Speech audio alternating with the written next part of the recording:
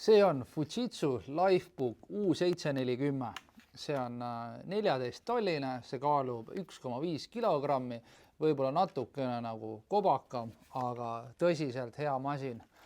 Fujitsude puhul on huvitav see, et ei mäleta, et see aasta oleks ühtegi garantii case'i Fujitsuga olnud.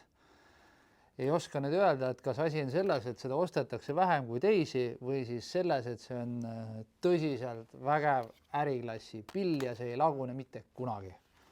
Selle masina puhul on vägev ka see, et siit saab veel akut niimoodi lihtsalt klõpsudega nagu eemaldada. Siin hetkel see security seal, aga niimoodi teeme ta. Plaks, lahti. Seega saad, kui sul on näiteks kotis teine aku ka, paned plaks järjest akusi, paned peale siia.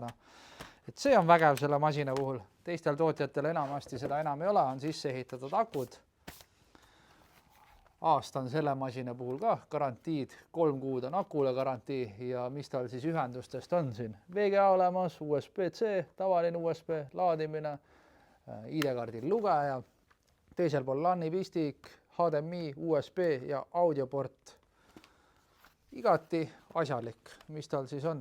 Tehnilise poole pealt 10. genni i5 Prosa, 8 mälu, 512 SSD ja Windows 11 Pro on tal peal. Bluetooth Wi-Fi on loomulikult olemas ja 4G modem on ka sellel olemas, ehk siis SIM-kaart sisse ja saad igal pool netti kasutada, kui sul see leping on Telia, Elisa või enda operaatoriga tehtud. Ja kui sul seda arvutit vaja on või tähendab, miks sa peaksid mind uskuma, et see on hea masin.